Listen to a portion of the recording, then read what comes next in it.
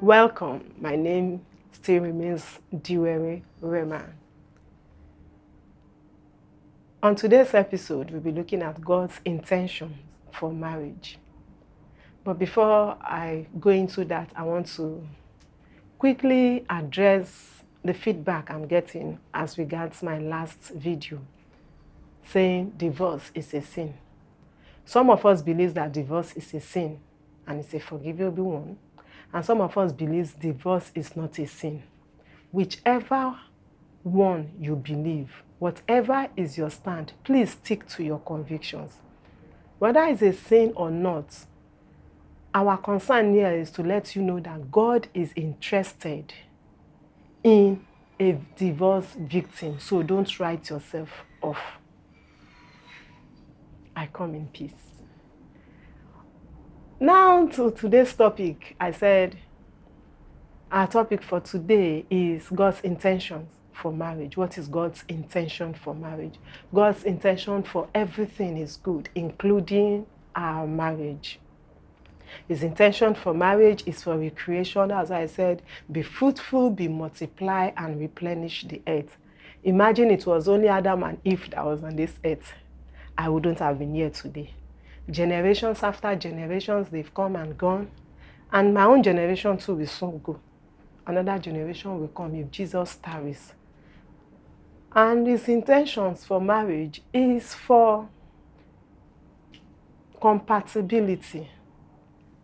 It's giving us a type of God's kingdom. It's an extension of his kingdom. He said, husbands, love your wife as Christ loves the church. So his intention is for us to love ourselves, to live in oneness, to shoulder each other's burden. God did not consider whether or not we will accept his offer when he sent his son to die for us. He did that unconditionally, not considering our opinions about it. In the same vein, he expects that men love their wives unconditionally. Another one we'll be looking at is for us to win battles cheaply. He said, 1, we chase 1,000, and 2, we put tens of thousands to flight. So if you're chasing 1,000 before, with your partner, in one accord with you, in love, as a team, you can put tens of thousands to flight. That is to say, you win the battle cheaply. And another intention is for a better result.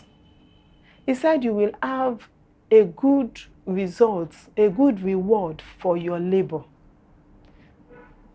Which means, if as a single person, I used to have 10,000 naira out of my business, if I'm married, I'm expected to be having 100,000 because 2 is said to be better than 1. Having said all of this, and so many more benefits, so many more good intentions, instead my thoughts towards you, they are of good and not of evil. Having known God's intention for marriage, permits me to say anything that is contrary to God's good intention for marriage is anti-marriage. And that leads us to our next topic that says conditions for divorce. What are the conditions for divorce? Apostle Paul gave us 2 conditions in the scripture for divorce. One, it's based on adultery. It says if your wife is being caught in adultery, she's free to go. You're free to relieve her. Bye-bye, go to your father's house.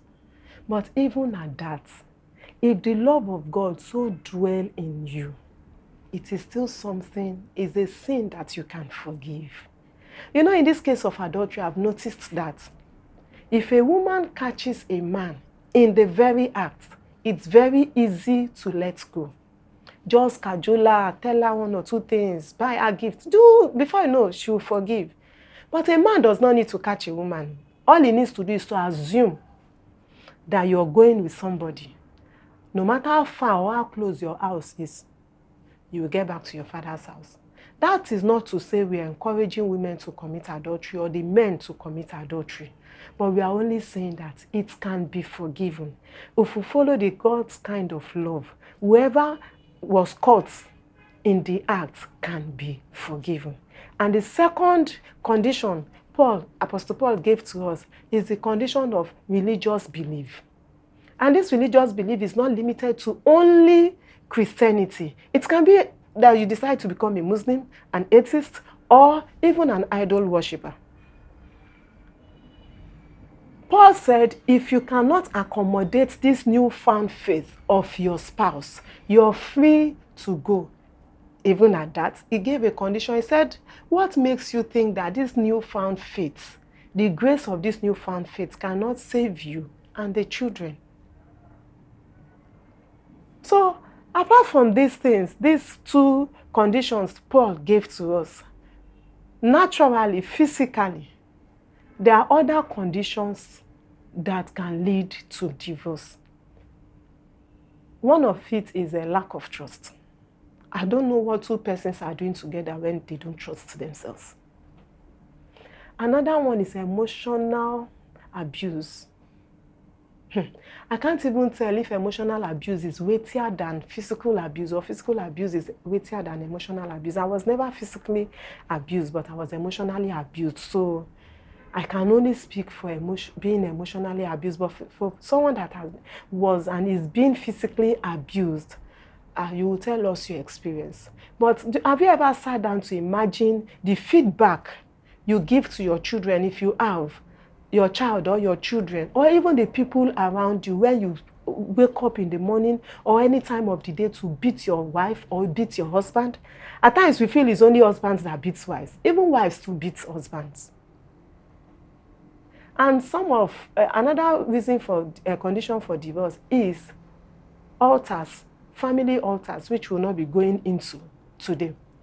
So whatever it is, in as much as we are not encouraging divorce, we will not still say you should die in it. If you know it has gotten to the point where you can no longer take it, please run for your dear life. Till I come your way next time, like, share, comment, and subscribe. And don't forget, God can fix it.